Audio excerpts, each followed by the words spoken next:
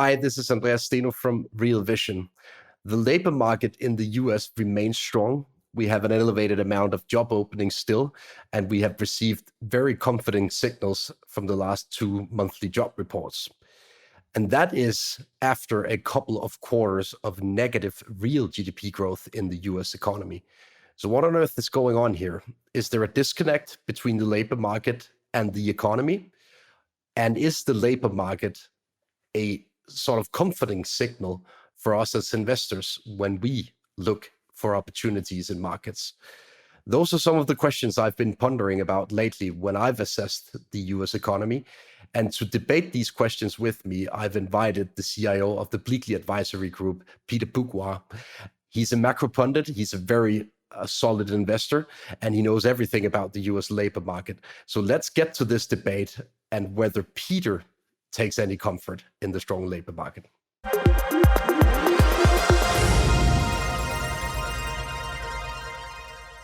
It is now my great pleasure to introduce a fan favorite at the Real Vision platform, namely Peter Boockvar, the Chief Investment Officer of Bleakley Advisory Group. Peter, it's so good to see you again. Thanks, Andreas, for having me. Always fun chatting. Peter, we're going to talk about the potential recession today.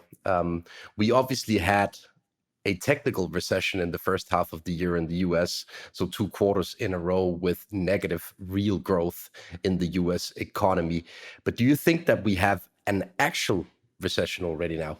I think we're either there or on the cusp of it. I mean, the whole debate of how you want to term it is really a game of semantics. The trajectory of global growth is down.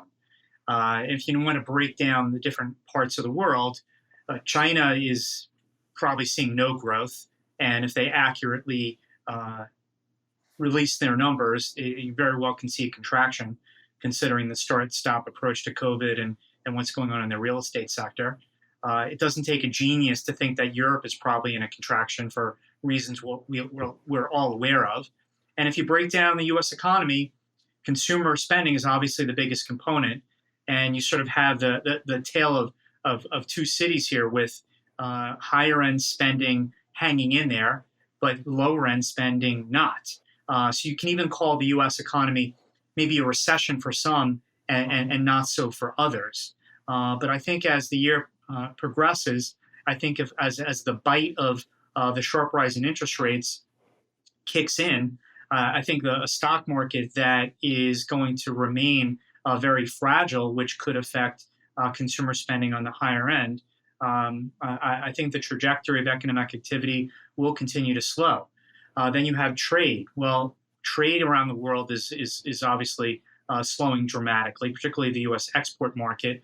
When you look at what's going on with our customers, as I stated earlier, capital spending is going to really follow profit growth, and I think profit growth is on the cusp of seeing a sharp slowdown, with profit margins contracting and the top line slowing. So I can't find any piece of the GDP puzzle that's going to lead me to believe that we're going to see growth rather than a slowdown from here. Peter, if we look at the details from the first half of the year, we had a pretty decent expansion of the US GDP in nominal terms. But if we adjust the GDP for the inflation, we had this contraction in the first couple of quarters of the year. Do you think it matters whether the economy grows on a nominal or a real basis in this debate? I think it very much does. If I'm a candy store and I sell 10 bags of M&Ms, and then next year, I sell 10 bags of M&Ms, but at higher prices. Yeah, that's nominal growth, but that's not real growth. So I think it's very important to look at this on a real basis. If I sold 11 bags of M&Ms the next year, or 12 bags instead of 10, to me, that's a more accurate reflection of a change in economic activity. If we look at the sort of official gauge of a recession in the US, it is basically defined by the National Bureau of Economic Research. So can you please elaborate what it takes basically for them to call a recession? They're looking for something that's broad in terms of a contraction. They're not looking at one quarter We see inventories that there were a drag on growth, and another quarter that trade skewed the number. They're looking for something that's broad-based, and I think they're going to take their time in making that determination. They're also going to look at gross domestic income, which has actually shown positive activity in the first half of the year in contrast to gross domestic product. I think they want to reconcile that because over time they should match up. So I don't think they're going to be in a rush, but you can be sure when that time comes, it'll be well after the recession has already begun. Yeah, I think that's a really good point to make, Peter.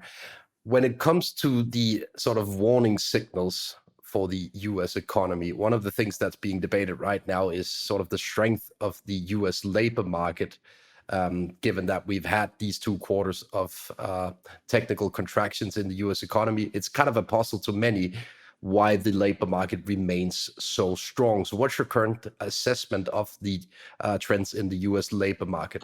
I think it's a weird labor market. I still think that many industries are dealing with these labor shortages, and just the availability of workers to fill important spots is just not there in some parts of the economy, like the airline industry, like the leisure and hospitality industry. There was Tillman Fertitta was on CNBC that I saw, and he was talking about, and he's got 500, I think, restaurants. He needs many general managers. He needs a few thousand just line workers just to fill important spots. Then you look at the tech and tech-related industries where that's where all the money plowed into over the last 5 to 10 years. And whether that was through VC, through SPACs, through IPOs, through even the big tech companies. But now when growth slows down, that's where we see all the excess hiring took place. So tech and tech-related industries are trimming hiring. They're firing people. So that's where there's a drag on that part of the labor market. That said, if you're skilled and you are a coder, for example, or an experienced employee, you should be able to find a job somewhere else because all those tech companies that were competing for those workers prevented other industries from getting access to skilled labor as well. I think overall, though, we have to keep in mind that the jobs data anyway is very much a lagging indicator. And if growth is going to slow further from here, I think that will definitely have a direct impact on first the pace of hiring. And if things don't get better after a period of time after that, will eventually lead to some firing. And one last point on this, one of the big contributors to job growth over the past year has been the leisure and hospitality sector. As the world economy reopened, the U.S. economy reopened, we shifted our spending from goods to services, and a hotel, I mentioned the restaurants, the airline industry, and so on, went through a burst of bringing a lot of people back. But even that pace of job growth that we saw in the August payroll number showed some slowing. So whether that's because people couldn't find enough workers or whatever, I think that is going to slow down from here as well. So don't rely on the strength of the labor market and think that, okay, we can't go into recession. Because when you look back over the last 70 years now, so post-World War II, just on the cusp of a recession was a very low unemployment rate. Fair point, Peter. If you look at the last couple of months, we've received non-farm payroll reports at above 300K last month, and above 500K jobs were added the month prior to that. So on the surface, it still looks very strong, right? But do you see pockets of weakness emerging already now in the labor market? Well, considering that we had negative GDP while we had that strong labor growth, tells you that productivity is pretty poor and that unit labor costs are skyrocketing.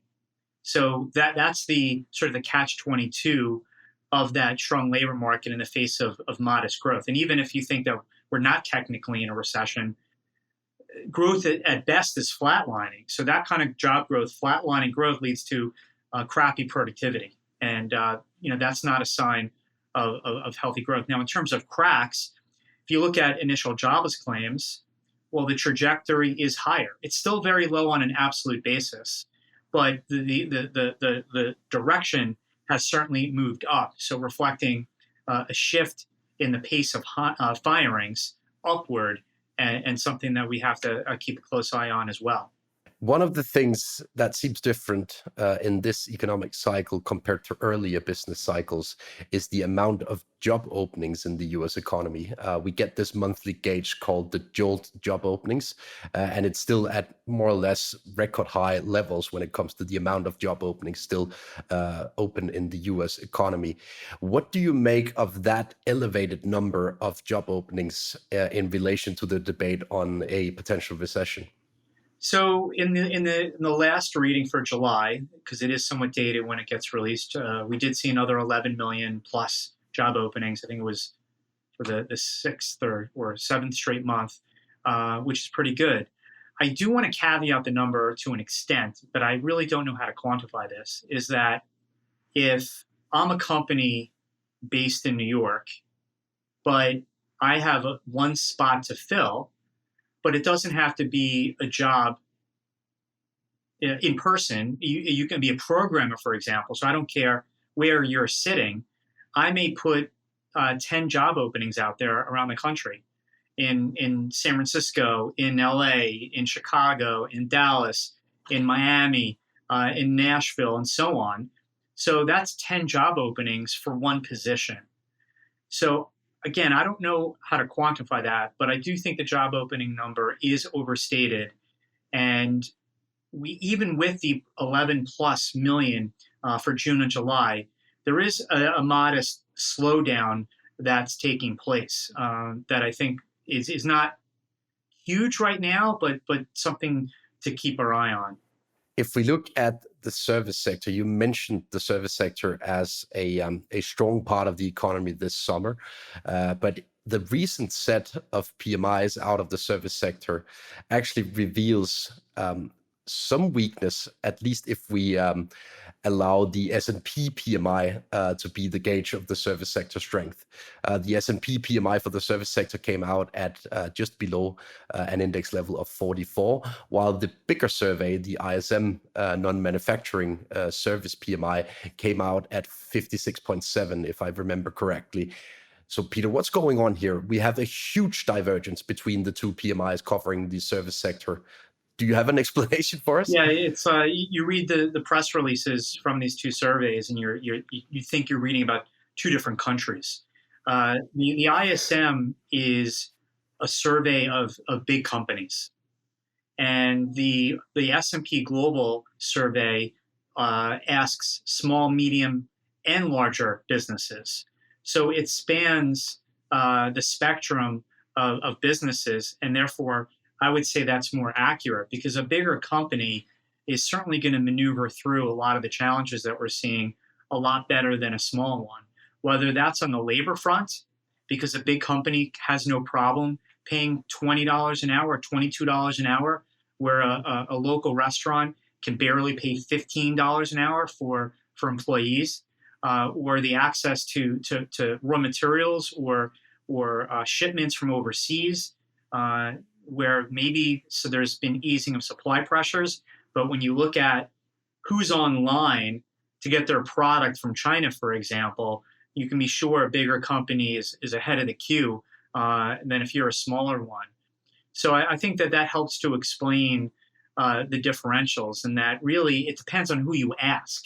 So when I said earlier, and to your question about is it a recession or not, it could feel like a recession for some and not for others. And I pointed out that's certainly for the household level, but you can also argue that could be at the business level as well. What are the ramifications for equity markets of this divergence between the sentiment among SMEs and the sentiment among large caps? Is it something that we can expect to spill over to a relative divergence in the performance between, say, S&P 500 and the Russell index? I mean, we've seen that already. I want to caution people that just because you're big doesn't mean you're immune to what's going on. And, to separate out somebody's stock from their business, big cap stocks are trading like they have that advantage. The S&P is trading at 18 times earnings. The Russell, if you sort of Hi, I'm Raoul Pal, the CEO and co-founder of Real Vision. The financial world is a complicated world right now. It's a really complicated macro picture, and there's a lot of risks. Real Vision and our YouTube channel help you navigate those risks. So subscribe now to the channel and never miss an update. There is simply too much going on. So subscribe now. Thank you. Well, it's hard to come to a valuation metric on the Russell because it includes a lot of money-losing companies, and they like to X out the money losers and give you a multiple on the profitable ones. But even if you looked at a Russell 2000 value index, it's trading near 10 to 12 times earnings. So there is a huge valuation discrepancy between growth and value and big and small that I think reflects what I just said. But again, I caution people in thinking that somehow big companies are going to be immune to an economic slowdown, because small companies are big customers of large companies. And the average consumer who's not on the upper end are customers of big companies. And if you look at Google's advertising business or Facebook's advertising business, a lot of their customers are small companies. If you look at Amazon's web service business, a lot of their customers are small companies, as opposed to like Microsoft, where their cloud business, I think, is mostly focused on big enterprise. Amazon has companies with less than 25 people, just as they have companies with 25,000, 250,000 people. So I need to point that out, that when there's an economic slowdown, everybody feels it in some way. It seems as if to me, Peter, that the trigger for this negative sentiment among SMEs is the current cost of living crisis, if I may label it that. So the increase in inflation in necessities such as energy and food spilling over to higher wage requirements, etc., leading to a cost pressure for SMEs. But at which point will this turn into an issue for the bigger companies? Yeah, it's a great question. I think the bigger companies will have to sacrifice profit margin, whereas the SMEs are going to really figure out, how do I stay in business? And I think that's sort of going to be the differential. And you're talking about small businesses, particularly in Europe, and whether you're a local pub or restaurant or hotel that has seen a sharp rise in energy prices, at the same time your employees are banging your door saying, pay me more. And you realize that there's only so much you can raise prices to cushion that. That is a sort of a business life or death situation, where a big company will somehow get through that, but they'll have to sacrifice earnings and profit margins and in order to ride through that, which then also impacts those stocks, but it's not an existential threat like it is for a lot of small and medium-sized businesses. If we look at the current energy crisis, Peter, and assess the current cost pressures that SMEs are faced with, how big of a deal is the energy cost in itself for the equity market, in your opinion? So it is shocking the extent at which we've seen in Europe right now the rise, not just the extent of the rise, but the rapidity of the rise. It's a shock like anything else. I know governments are trying to mitigate it as much as they can, where they started out with price caps and subsidies for consumers and households, and now they're trying to figure out, how do we save small and medium-sized businesses, particularly in the UK with the new prime minister, and they're talking about a cost of over 100 billion pounds to give money to small and medium-sized businesses to get through this energy winter, and that of course has a direct impact on overall economic activity and flows through earnings of everybody, and again also small companies. And I mentioned a bunch of U.S. tech companies. Most businesses in Europe are customers of U.S. big cap tech companies. So again, no one is immune to this. It's just what you are going to look like as we work through this, whether you're going to stay in business or not, or you're lucky enough and all you're going to have to deal with is an earnings hit. But with market valuations very high, it flows through in many different ways. One of the things that we've debated over and over the past 10 years is whether an increase in energy prices is good for the US economy on an aggregate level or not. Before 2014 and the whole shale adventure, I would argue that rising energy costs were net bad for the US economy. But I'm not so sure anymore that rising energy costs are negative for the US, at least not relative to other parts of the world. What's your assessment of sort of the link between energy prices and the aggregate demand and production in the US economy? Well, I like to say higher energy prices are good for energy companies and are good for any business that is catering to those energy companies. And higher energy prices are not good for consumers who have to get into the car every day and drive to work, who are not in the energy business. So it's definitely bifurcated. Now, your question is really, what does it look like more in the aggregate?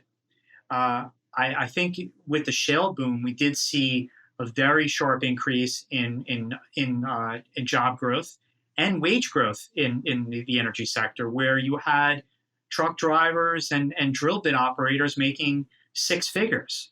So it was very good for that part of the economy. And there was an argument to say that it's actually good in the aggregate. And when you take a step back, that the U.S. economy is dealing with, well, now it's about mid 80s oil, but call it 100, and we were still able to make it through because the U.S. economy is less energy intensive than it once was.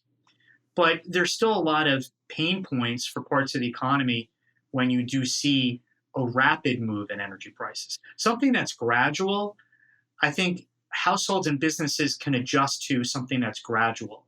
But something that is a spike, that's much more difficult to deal with. Now, of course, whether it's a spike or it's the absolute level, Europe is dealing with both the sharp increase and the absolute price. Whereas, at least in the US, the energy moves have been more gradual. And if anything, the price of WTI is below where it was when Putin invaded Ukraine.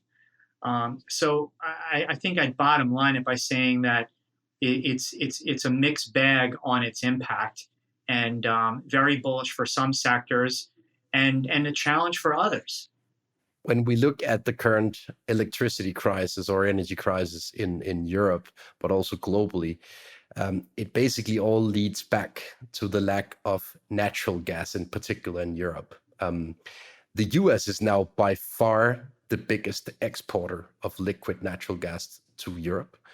We've seen a massive increase in the exports of LNG from the US to Europe this year as a consequence of Europe not being able to get flows from Russia to the extent that we've seen before. Is this a positive for the US economy, or is it something that you would basically neglect on an aggregate level? I think it's a positive for the natural gas sector and anybody that serves it, as long as prices stay sort of around these levels. Because if you get a price shock here, it could be devastating for the U.S. economy. If you had a price shock similar to Europe, like if natural gas on a B2 basis, which is just below $9, if it went to 18 in a month, that would be a major shock to the system that would be tough to immediately absorb. It would be great for the natural gas industry because you look at some of the well-run natural gas E&P companies, whether that's a major with Exxon and Chevron in their business, or you have some of the independent gas providers like EQT and Southwestern, where their break-evens are about $2.50. They're going to be printing money on what they haven't hedged out if natural gas prices spike.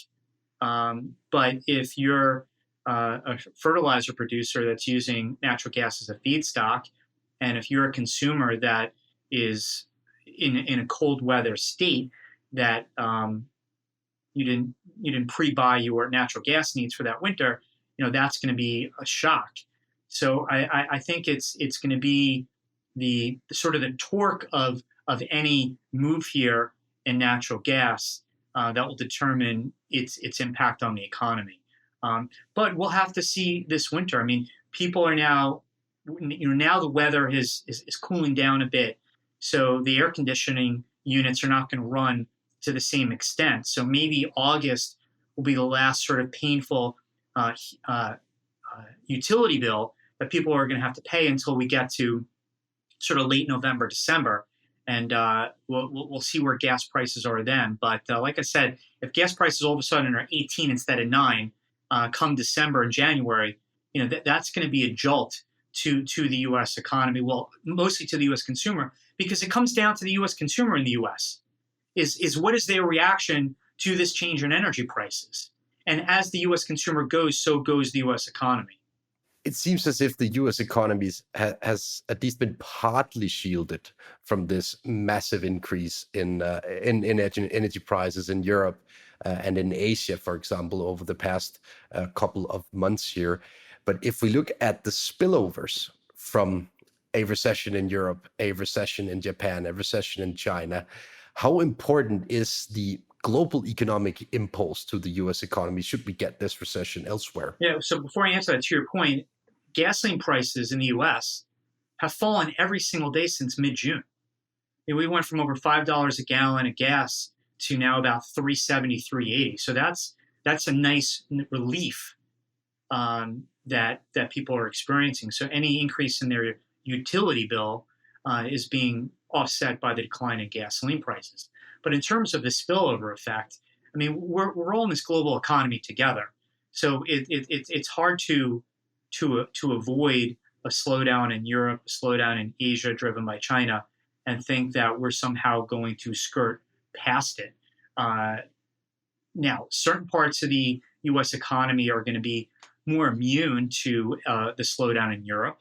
And if anything, you have a natural tourism demand in Europe that benefits from the weaker euro relative to the U.S.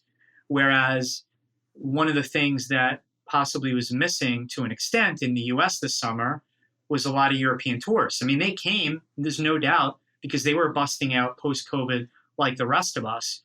But because of the expensive euro to them, weak euro to us, and the higher cost. I mean, traveling to the U.S. this summer is up, 20% relative to last summer. So that maybe kept some people at home. So that negatively affected the U.S. economy. And if there was any other consumer changes of behavior because of the spike in energy prices. But again, we're all in this together. I mean, you look at the S&P 500, I think 40% plus of top line revenue is sourced overseas. So there's no immunity to a global downturn in economic activity. There just is none. There's always going to be a spillover to some extent.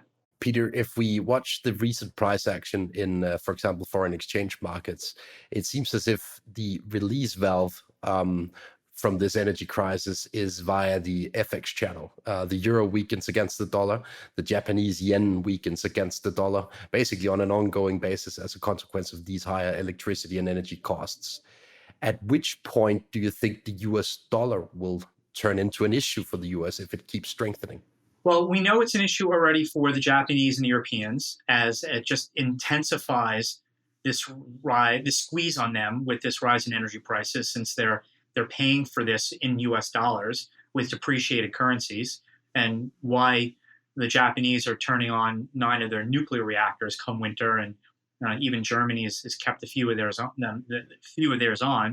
Now, in terms of the U.S., it's sort of a mixed bag. On one hand, in this inflationary environment, a strong U.S. dollar has helped to mitigate the inflation pressures. I mean, it could be much worse if the U.S. had a weak currency. On the other hand, of course, it's a negative for U.S. exporters because we're less competitive, but I'm less worried about that. Again, because we're a consumer-based economy, and a stronger currency helps the U.S. purchasing power.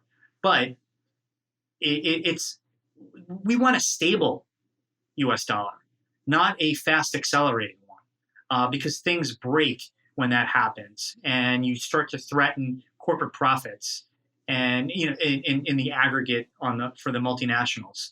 On the other side, if you're a small company, a strong dollar helps you if you're sourcing product from overseas. So there are some mixed impacts that it has. I'm more worried about what a strong dollar could have in terms of breaking markets, more so than the U.S. economy. If we look at the region that I'm born and raised in, the northern parts of Europe, we basically have a very export-oriented economy. So the exchange rate matters a whole lot for local corporate profits. But how important is the dollar exchange rate for corporate profits on, say, the S&P 500 index? Well, we've already gotten a good sense of that from the second quarter earnings season. I would, from listening to a lot of calls, whether it was companies we own stock in or not, I would say for multinationals, the average hit to earnings was anywhere from 300 basis points to 800 basis points. And the difference between those, the both ends of those ranges and anything in between, had a lot to do with, number one, your exposure overseas, and to what extent you were able to hedge out that exposure. Some companies don't bother hedging. Some people do their best, but it's never good enough when you have a strong dollar against, if you're Coca-Cola and you're doing business in 150 different markets, there's no chance you can hedge all that out. But you do the best you can with certainly some of the bigger names. Now, that was the second quarter, and the dollar seems to just keep on strengthening. So I would think that third quarter earnings, when they get released come late October into November, the FX hit is going to be even more dramatic for U.S. multinationals. If we assume that the dollar keeps strengthening, that we have an economic slowdown going on across the globe, and that the energy crisis just doesn't sort of magically dissipate over the course of the next 3 to 4 months, we basically have the perfect storm ahead for earnings, don't we? So I think that is sort of the next hurdle that this market needs to deal with, or the next, I should say, headwind being, as you say, corporate earnings. And the first iteration of this bear market has been predominantly multiple contraction, and the next leg is going to be the consequences of higher interest rates, a slower economy, profit margin contraction, and what that means for corporate earnings. And when you look at at least for the S&P 500, earnings estimates going into the year were about $220 a share. Going into Q2 earnings season, so right at the end of Q2, right before we heard from corporate America, those earnings estimate got to about $230. So it actually went up. Now they've fallen back to about $226, if my Bloomberg terminal is a good metric to use. And I do think that there's a lot of risk to that for the back half of this year. Number one, I mentioned the dollar. Number two, labor costs, particularly in the service side of the economy, where labor costs make up about 70% of one's cost. At the same time, revenue growth is slowing. And if inflation starts to moderate, if inflation was the main driver of top-line growth in the first half of this year, well, a moderation in inflation, well, that's a good thing overall. Well, that means your revenue growth is going to slow too, because you can be sure at best your volumes are flat and they're probably contracting. So I think that there's going to be a nice clip to earnings in the back half of 2022. At the same time, I still think there's work that needs to be done on the multiple side. So that's a tricky combination for stocks when looking at them over the next into the first quarter of 2023. Peter, if we assume you're right that earnings expectations are still in la land, I would, by the way, tend to agree.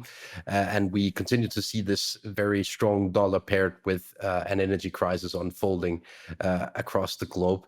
Is there any way to sort of hide in your portfolio ahead of such a scenario? It's getting more and more difficult, I have to say. We've been in what I thought was sort of a more defensive approach to this kind of environment, being in in energy stocks, being in precious metals, which have been not very helpful this year. I mean, gold's not down that much, so it's been less bad than equities. Obviously, being in bonds has been very difficult for anybody that's had duration. And even if you had short duration, you're still getting hurt because of the sharp rise in short-term interest rates. But from here going forward, because who cares about what's already happened? That does nothing for one's portfolio. It's how do you manage going forward? I think the 2-year yield Treasury in the U.S. at 3.5% is a pretty good deal. I know the Fed talks about wanting to get to 4, but I think they're going to have a tough time getting there. I think 3.5 is about where they're going to stop. So buying a 2-year at 3.5, I think is a pretty good deal because you can be sure in a year or two they're going to be cutting those interest rates. I'm still pretty bullish on energy stocks, trading, particularly European ones that are trading at 3 times, 4 times earnings. I'd focus more on the UK-based ones because now you're hearing about windfall profit taxes all throughout Europe. Now the UK have already instituted theirs, but I think with Elizabeth Truss being the PM, that's done. She's not going to go for windfall profits tax on energy companies anymore. I'm still very bullish on precious metals, even though it's been a difficult ride, as I said. There's value stocks that are trading with single-digit multiples, and while cheap can get cheaper, and it certainly has, I think you're going to be more insulated from the higher multiple stocks. I mean, keep in mind that what's keeping the S&P from, let's call it 3,400, which is where it stood in February 2020, right before COVID hit, or even 3,100, which is a 35% decline, peak to trough, which is the average bear market, from where it is today, is the money that's still hiding out in Apple and Microsoft and Google and even Amazon. And until those stocks break, and they will, because that's what happens in bear markets, there's still more downside risk. And these are phenomenal companies. But when you look at Apple trading at 27 times earnings, or Microsoft trading high 20 multiple, at the same time that HP and Dell are saying that PC sales continue to slow, and Micron's also said the same, and enterprise spending, companies are having second thoughts about projects and spending. These stocks are going to re-rate. And a stock that's trading at 27 times earnings that goes to 20 times earnings, that's a 30% decline in the stock almost. So to me, that's where the risk still lies. It's in these higher multiple stocks that people are still hiding out at. And even companies that are trading at 10, 20 times sales, even with a re-rate, because they were trading at 40 times sales before, those are still vulnerable, and those are parts of the market that I'm more suspect of. But again, in a bear market, it's those that lose the least. And the only way you're not going to lose money in this market is to be short, which is fine strategy, or just be in cash, or buy, like I said, 2-year treasuries and just accept a 3.5% yield for the next 2 years. I, by the way, tend to agree with your assessment on the earnings outlook and also the sort of spillovers to the high cap stocks such as Apple, Microsoft, etc. For this next leg of the bear market. But Peter, it also seems as if to me that it is kind of a consensus story by now to expect this earnings recession, at least if you ask macro pundits like you and me. And also if you look at various positioning indicators and sentiment surveys, they all look extremely bearish by now. So what could surprise us on the upside, on the positive side? What would you be on the look for to sort of flip your view? Well, there are definitely stocks that probably have bottomed. I mean, when you look at the last bear market, not the COVID one, because that was sort of a stealthy one, but you look at the 07 to 09 bear market, the S&P 500 bottomed in March 2009, but many stocks bottomed in September of 08, right after Lehman went bankrupt. So stocks don't make highs all together at once, and they don't bottom all at once. So there could be a lot of cheap stuff out there that maybe have seen the worst. It's those, as I said, those big stocks that everyone has been hiding out at, that there's probably more downside. But you can see the S&P 500 go to 3,000, let's just say, and a bunch of stocks in the market that have stopped going down, that may not participate on the downside like the S&P. Now, in terms of finding sort of a macro positive backdrop, I think a lot of it's going to have to do with the direction of energy prices in Europe and the direction of inflation here in the US. And now, obviously, inflation globally, but I'm pinpointing energy in Europe and broader inflation in the US. And if inflation decelerates at a quick pace, obviously it's going to happen in conjunction with an economic slowdown. So it's like pick your poison, of course.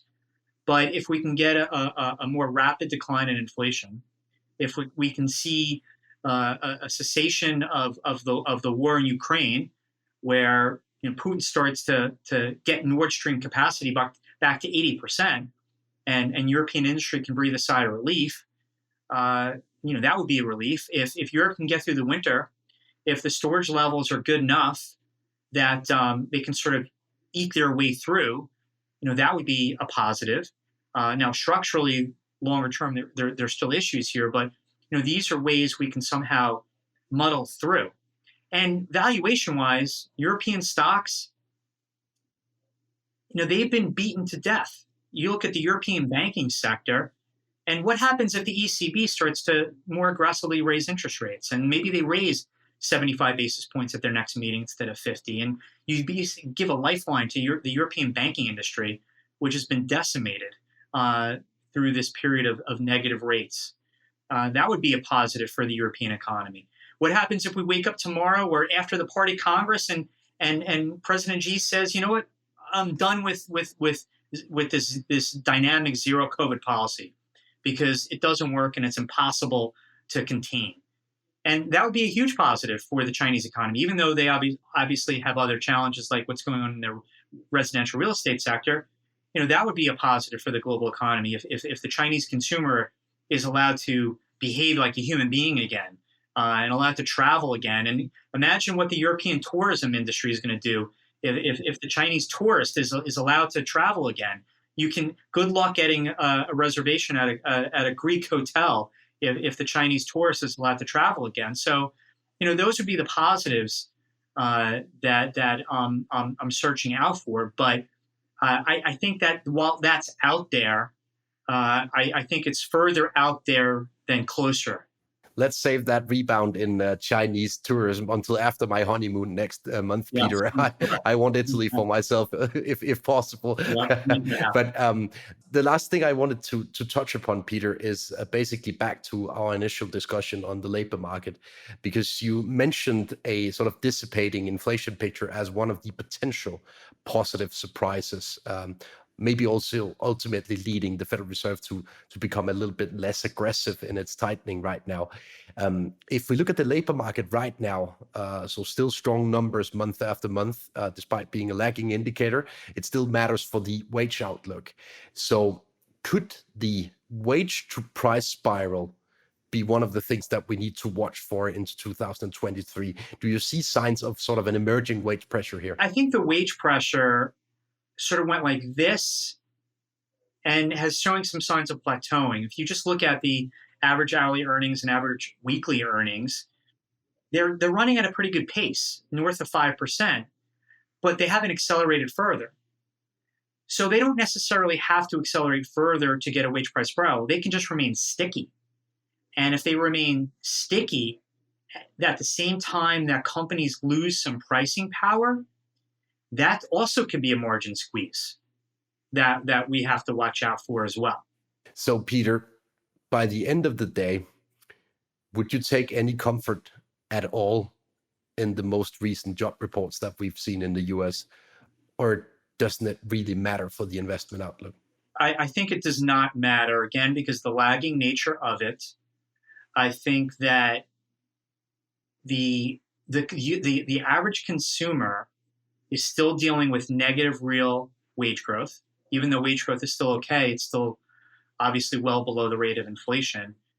So I still think that it doesn't alleviate the worries for an economic downturn. And while we like a 4.5% unemployment rate, which historically used to be the floor in the US economy and used to be an incredibly healthy labor market, if we go from what was 3.5%, and in the last rate was 3.7, even though it rose for good reason, we go to 4.5%, that could be a recession, even though historically speaking, it would be very low. So ultimately, we will probably only know whether there was a recession by the time it doesn't really matter for financial markets anyway. Right. That's why we have to focus on the trajectory of economic activity. Don't wait until a red light flashes that says recession.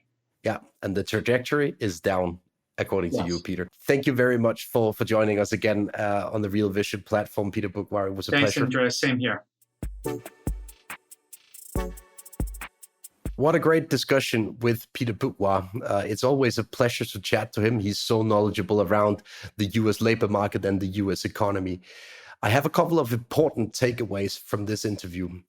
First of all, Peter doesn't take any comfort in a strong labor market. It is a lagging indicator, and the economic business cycle is slowing fast according to most gauges. So in Peter's view, it is only a matter of time before we see signs of weakness in the labor market as well. But there are important spillovers from the current labor market to the development seen in various sectors in the US. One of the things I learned during this interview is that the large cap equities tend to lag the development seen in small cap equities. One of the reasons being that the cost pressures seen over the past couple of years, the cost pressures basically tend to hit SMEs before they hit large cap companies. And we need to remember that SMEs are customers of large cap companies.